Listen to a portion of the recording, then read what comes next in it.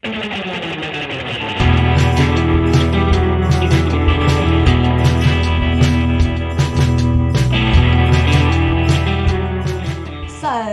today on the Chaos to Creation Confessions, we're going to speak to Phil Orr. Phil is the co-founder of a B Corp called 25/8, which includes another couple of companies, which are Me3 and Marketing's Entourage. They are focused on innovation, creativity, and entrepreneurship, and they're based in Australia. Phil also co-founded a social enterprise called Entrepreneurs & Co, a collaborative community. I mean, this is like so much fun to help entrepreneurs get international success. And not only that, in the meantime, in the gaps, he's a pitch mentor for Startup Victoria. He's a global ambassador for Inspiring Rare Birds. He's a judge, he's an accomplished event speaker, and an advisor for startups. And he's got 6 kids. So, Phil, you've been around a bit, as we both have, and is one of my bestest and longest friends ever. So welcome to the Chaos to Creation Confessions. How long ago did we meet, actually, Phil? Can you remember? Well, let's not put a year to it, but we were 16 and we had left school and we were at Matthew Bolton College doing our certificate in telecommunications and electronics engineering, which wasn't last year, let's put it that way. No, it wasn't last year. It was a while. It was a little while ago. Yeah, it's pretty impressive, isn't it? Yeah, no, it's 35 years. Unbelievable. So, okay, Chaos to Creation Confessions, you know what we're here to talk about. We're here to talk about confessing things that have gone well, things that have gone wrong, and to explain basically your process. So what's your most recent creation? What are we going to talk about today? Okay, well, I thought it'd be good to actually talk about a playbook that has been inspired and actually supported by yourself, which is all about hacking serendipity. So it's come to the point now we're actually creating a playbook together to help people build their network, their knowledge, and their confidence. So it aligns really well with what I do as my day job as co-CEO of 25/8, because we focus on helping time-poor business leaders adopt innovative practices. And one of the key challenges is always about how to strategically grow your network and in turn your business. So it sort of came from one of the models that we use about mapping an ecosystem. And I realized that actually we had a structure, an approach to how to maximize this and make sure that the right opportunities arise. So, you started to realize it's actually not all about luck. You can actually identify players and look at this ecosystem and look how to connect meaningful relationships. So it's grown from sort of an idea into something real, thanks to the support of you. And it's getting to the point now where we're getting to the pointy end, and we're looking to get it out there. I'll go back a sec. Tell me what. Lots of people throw around the word ecosystem, and it's like, it's one of those words that people use without necessarily knowing what it means. What do you mean by ecosystem when you talk about your business ecosystem or marketing ecosystem? What do you mean? Well, for me, like a lot of people, if you go and do marketing, for example, everybody says, right, you need to work out who your target customers are and you need to sell to those customers, and that's all that matters. And it is true, you need to have a human-centered approach to actually help to sell your products and services. But if you think about an ecosystem from a biological point of view, it's interacting organisms, and it's like this physical environment, and it's how everybody connects. And like a good ecosystem, even in the way of some things get eaten by others or whatever, but everything feeds off itself. And what I realized was that, like for an ecosystem, it's not just about like the target customer, it's about everybody who's involved in that business ecosystem. So who are the stakeholders that are involved in that? If say you work in a certain industry, who are the peak bodies, who are the key players, where's the physical environments, starting to actually look at it about thinking about everyone who in principle, it's not about selling to them, but could actually help promote your business if they understand your purpose and your passion and believe in you and understand your story and what you mean to do. So it's very much about stakeholders. across the whole of this ecosystem, and how can you build meaningful relationships with them? Okay, so the book's called Hacking Serendipity. I'm just trying to remember. Hacking Serendipity, and it's a playbook for business leaders. So how long have we been working on it now? I can't remember. Well, it was, okay, so it came through something that happened 13 years ago. I was actually, sadly, I was going through a divorce. I hadn't moved long into Melbourne, and literally knew a handful of people, and none of them were close friends. So on a personal level, I realised I've got to make a drastic change in my life. So while on a plane to Singapore, I worked for Nokia at the time. I watched a movie called The Yes Man, which is based on a book by Danny Wallace, but this is the actual movie with Jim Carrey. And it's basically about a guy who decides that he's going to take a covenant and say yes to everything.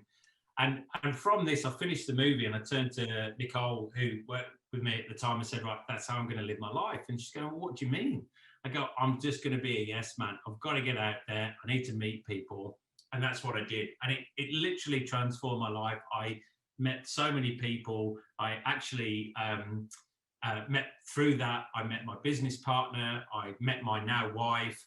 I've got 6 kids. I only had 2 at the time. And it was actually the best thing that had ever happened in my life. And then when I moved it into work and I started my own business in 2014, I actually thought, well, can I apply this to my business life? I've always had this yes man principle. People give opportunities. You have no idea whether you should go or not. So I just thought, I'll just say yes. And I look back on it now, 7 years later, and go, oh my gosh, I look at who these people I met along the way and started to reverse engineer all these things were, and going, wow, this is not based on luck. There was actually an approach, and you think about it, and it was more about, what did I want to learn about? What was I passionate about? So there was a certain themes within this, but when we got to it, you start to think about it, and then thinking, well, we were talking about networking. We've got a framework, which we did with a lady called Lorraine Teig, which is about networking. Some of it's structured and some of it's serendipitous. And I was thinking, wow, like, imagine if you could hack serendipity and actually try and beat the system and prove that it's about action plus luck, or sometimes luck plus action, but a bit like winning a lottery ticket. You don't win the lottery, you can't win it unless you bought a ticket in the first place. So it always involves something for you to do. So it's built over there, and then like it started to become more real, and I've grown my own network, even on LinkedIn, to thousands and thousands of people by simply saying yes. And even when you think, oh my gosh, is this a good idea? Generally it is. I love it. So, and then we started together working. So you talked to me about this idea, and I said, oh my God, there's got to be a book in that. And then when did we start on the creation of the book bit? Do you remember? Yeah, well, first of all, I didn't believe you, and I crapped myself about the thought of writing a book. And I remember you saying you have to start with saying, I am a writer, even though you haven't written anything. But yeah, it was actually, it was last year.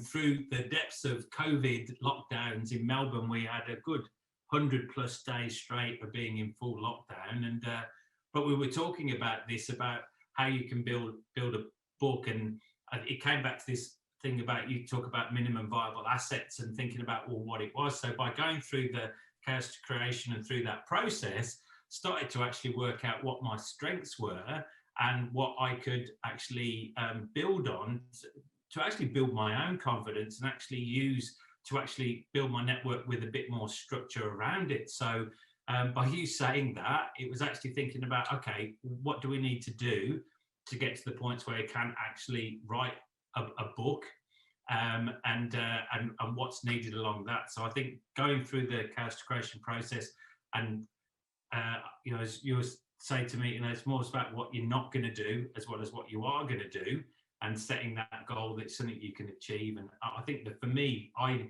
never thought I would even be able to achieve this, but I've always liked the idea.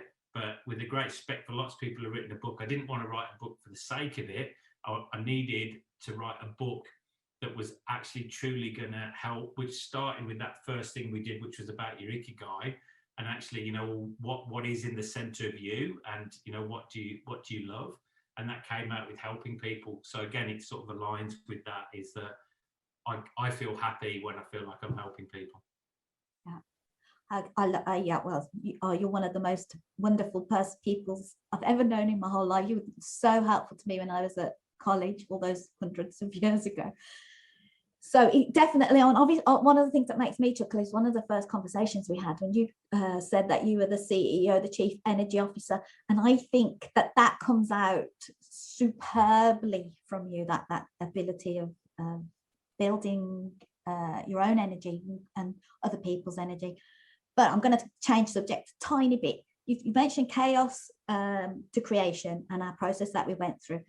The bit in the middle that nobody likes doing is the constraints. So I forced us to do some constraints. What constraints did you manage? What constraints did you impose?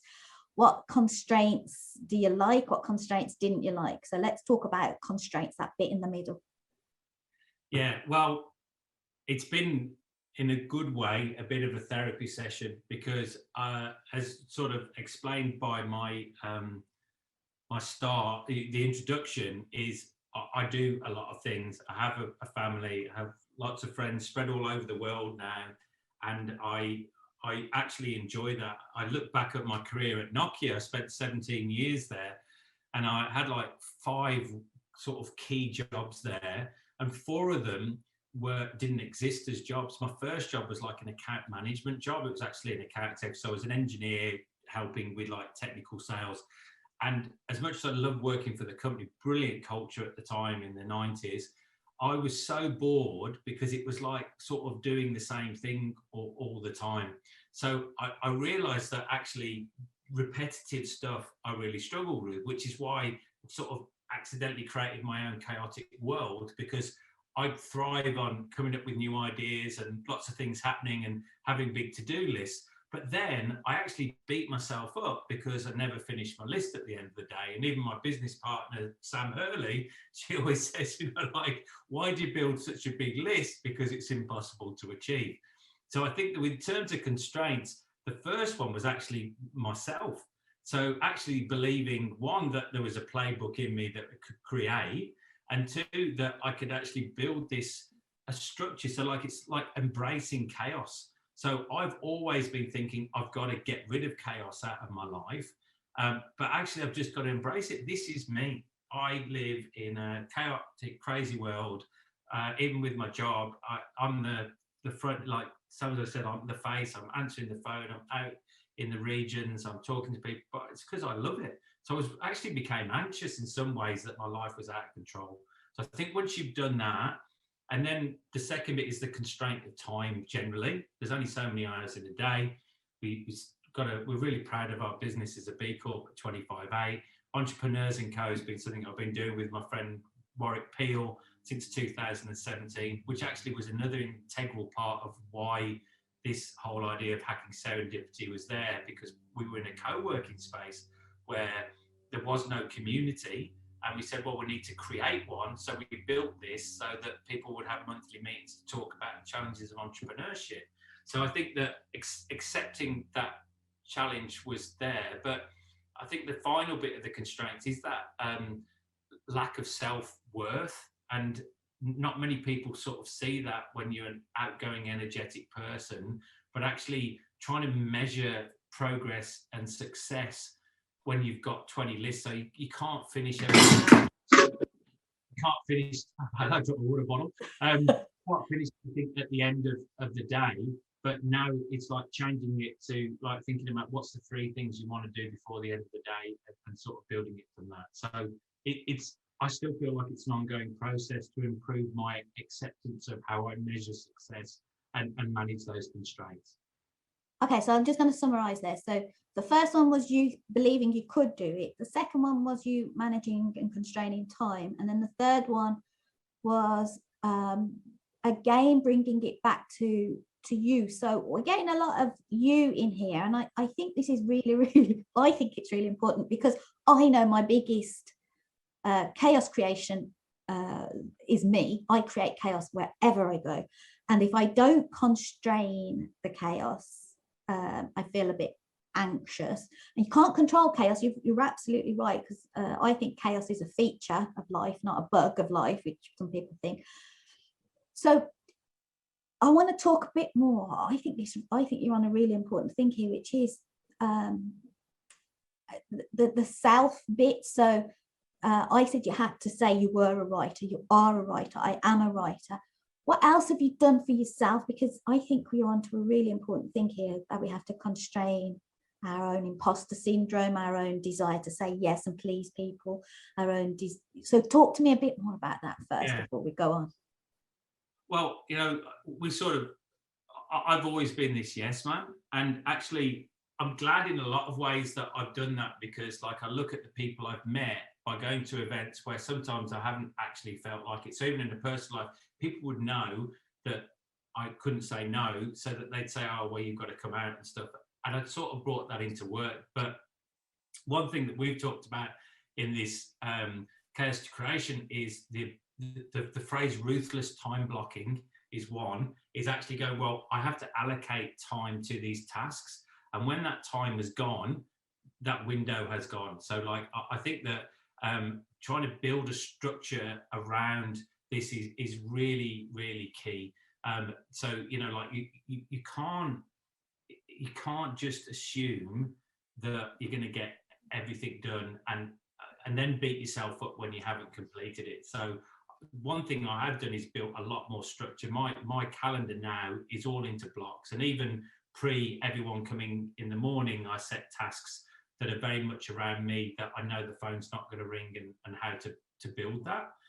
So I think that building a structure helps limit assumptions in terms of what you can achieve. So you know, even now we use software program in our business where it actually maps out all the projects we've got and how much time you need, and it sort of goes into red when you've already hit your limit.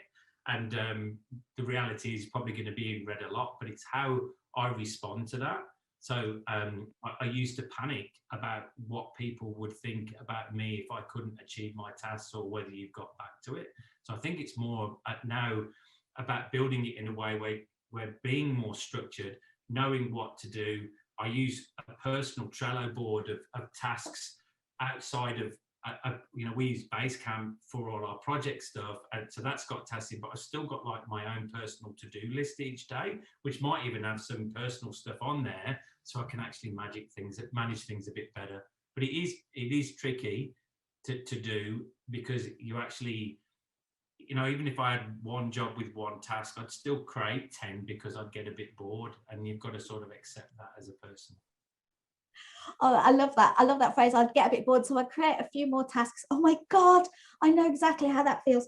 I do that all the time. I'm thinking, well, you know, I could just add this on and add this on and add this on. So yeah, I completely understand that. Okay. So far, because we still haven't quite finished the book yet, so we're still in this creation phase. We're still in the creation phase. What's been, would you say, your biggest failure so far in the creation? I would say the biggest one is setting my expectation too high. I think the other one was actually accepting the time it takes to come up with a good idea. So when we started the book, we were actually talking about what type of book it was going to be. And we sort of settled on this idea of a map. So, you know, like everybody on their entrepreneurial journey actually starts in a different place. It's a bit like when we build programs as 25-8 to help people adopt innovative practices by teaching, not telling. But it's not like everyone starts on the start line. It's not like the Olympics and everybody's an Olympic sprinter. You know, like they've got some people are just learning to walk. Someone's Usain Bolt, you know, and somebody's like an amateur runner. But we're expecting them all to run at the same pace. And I think that was the same for me. Is that, you know, you've actually got to accept where you are, you know, and that sort of pace and what you're going to do. And I decided I would be Usain Bolt, and realised actually I'm just learning to walk. So I think that was the one thing. So again, just beat yourself up, because there isn't the time in there. The other thing as well, I think going through this process with you is when we were looking at what book it was, we then realised that actually, what are people going to read? And it's not a 40,000 word book. It's just a playbook. You know, it needs to be something where people can have really useful tips that they can say, oh my God, I've got a networking face-to-face event tomorrow. What can I do? You know, whether you're an extrovert or an introvert, people still have different issues. You know, like an extrovert wouldn't have any problems going up and talking, but would they talk about themselves? Or would they ask a question about, so tell me your story? So it's this 2 ears, 1 mouth. So it's actually the playbook. So whether you're not scared of meeting people, are you going to be just talking about who you are rather than actually understanding what the challenges are of that person and looking how you can help them? So I think that it's now getting the point with the book where you start to go, okay, we've got a playbook. It's going to be shorter. It's going to have tips. It's something that actually, you know, the other thing we talked about was minimum viable assets. So we're testing it like all good people. So we've actually been interviewing people about their own hacking serendipity journey and do they use this and what tips they are. And that's been mind-blowing because we've actually, there is a community of like-minded souls who've actually done this all the time but haven't really thought about it this way. And they're giving us tips that we're, you know, with their support of building into the podcast and building into the playbook as well. So it's not just about you or I, about what we think, it's about getting other people to share their story. Okay, so I really like that idea, and you've brought it up a couple of times, and I know what we think is the formula for hacking serendipity. How would you class so far from the interviews we've done and the people we've spoken to? What would you say so far is our formula? Where are we at? So if someone was listening now and they were saying, how the hell do I hack serendipity? What would you say the formula is? I think the most common thing that comes across is about purpose. Okay, and purpose is probably an overused word, but what we mean by it is, if you want anyone to, one, listen to you, and secondly, I actually believe in you to actually help you on that journey, you've got to explain what you're about. Okay, so we could talk about what's your why or your purpose or whatever, but you know, like we talk about what's your North Star. So what are you trying to achieve or what you're trying to do?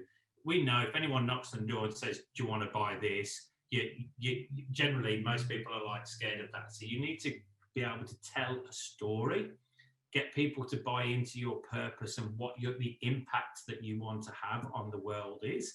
And then whether it's a customer or someone you meet at an event, the second bit of this was the people who've been really good at hacking serendipity is when they've actually basically got ambassadors or believers in their stuff who are actually doing the networking for them. So one of the guys who I interviewed last week, Finbar Hanlon, actually said like he's not that keen on going out and being the networker because of just who he is as a human being. I mean, he's a rock star and he can play on the stage, but he's got people out there who believe in him and his purpose and what he's doing, and they're out talking to people with him, and it's this collective thing. So I think having this approach of your purpose, building this ecosystem of like-minded souls, understanding who's out there and actually connecting with them, so not just your end goal people, is really key. And I think probably once you've worked out that ecosystem,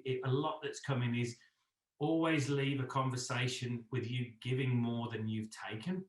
So don't go in and say what I need from you. It is actually about what can I do for you?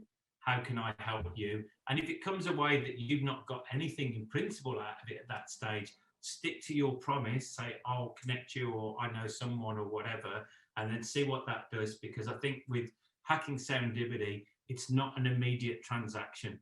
There's people who I met 5-10 years ago who keep popping up and going, hey, Phil, I saw this, would you like to connect? And there's like these repeat hackers who help. And it might be all that one-off transaction where somebody just happens to be right place, right time, and they go, oh, I thought of you. I just want you to help you with this. So don't expect immediate response. It's not like going in the shop and buying a Mars bar. Oh, wouldn't it be so easy if it was? Okay, so I'm just going to sort of summarize where we're at and what the process was. So you had this, you had been living this hacking serendipity life, and when we connected about a year ago, you explained your yes man journey, and then I explained my not for now girl journey, and we kind of like we're sides of the same coin, I think. And then we had an idea for a book, and then it kind of like got changed, and we tested it and we thought about it more, and we started interviewing people. So where are we now? What remains undone in this creation? What are we doing? Where are we at? I think that, you know, and to say this would have never happened had I not started on the Chaos to Creation with you anyway, because it's actually by sorting out my drawers, so to speak, with everything that's in them. And you know, I've had things on my desk about what to do and what not to do, and you know, like it's been a really like cleansing process. You know, in terms of what's left, it's now just about testing that and using, you know, the storytelling. So using other people's hacking serendipity stories to build on what we've got as a methodology, and then building in what we in this playbook is like we've got these tips and tricks that we've got, but we're also using for others. So in principle, as much as it is a book, it could be a never-ending book, because if we look at the way that we interact with people now, at the moment it's very digital because of the way the world is. It will go back to being more hybrid. I don't think it will go back to being fully networking, because people have got used to digital engagement now with, you know, like the phrase Zoom. Everybody knows what Zoom is. I don't think they did, you know, 18 months ago. And like my mom knows what a Zoom call is.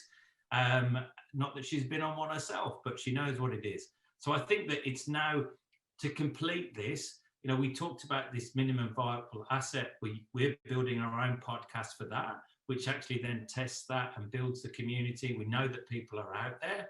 And then from that, it then allows us to actually create what I hope will be like the first version of a playbook, because if we get it right, it's something that we can constantly update with these tips and tricks on how to hack serendipity as we get good ones to come along. So, I mean, really the call to action is to get anybody who feels like they've got some great stories about, you know, what's those one thing or that moment. And we've got some corkers from the podcast, which I don't want to give them all away, but literally by getting out there and going door to door to meet people. There's one guy who met a billionaire, basically, who happened to be in the right industry in a bagel shop in New York, just by accidentally sitting down by this guy. But it would have never happened if they hadn't gone out and said, right, I'm going to go and try and sell this myself. So there's brilliant stories like that. And the more we can get, the more we can share that, the more people believe that you can't sit around and wait for lightning to strike. You need to get out there and make it happen yourself. And that's what we're going to do with the book. Make it happen. Absolutely. And I think you're kind of like bringing one of for me, one of the main points of the book that I want us to bring out, which is that it's not about sitting around waiting for the universe to drop something in your lap. It's about getting out there, taking action, making serendipity happen. It's like not waiting for serendipity to happen.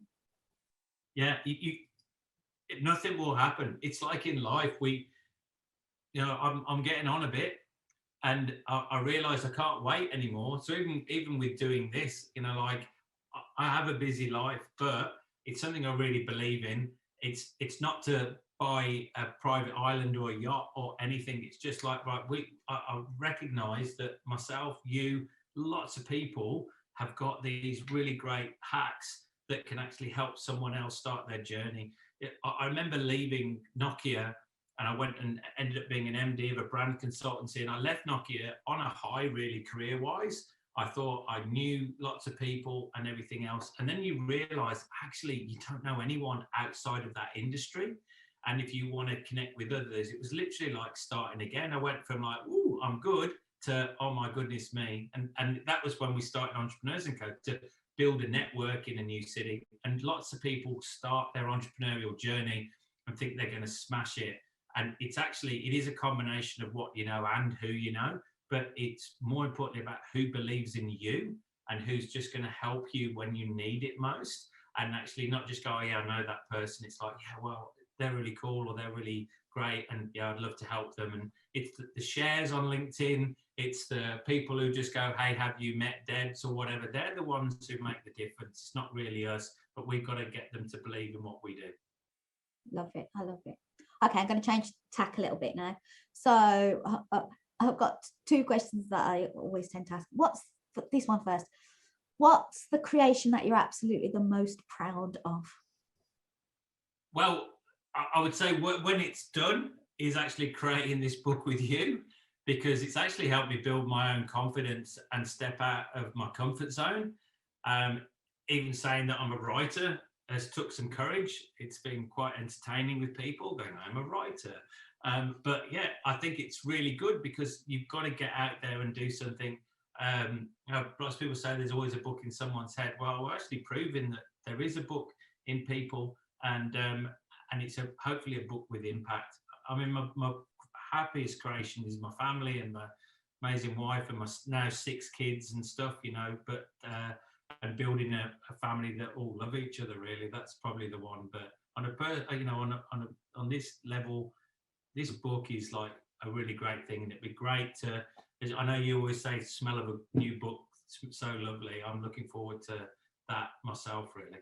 To smelling your own book, I mean, they smell even better than anyone else's. Yeah, well, I look forward to that moment, to actually be able to do that.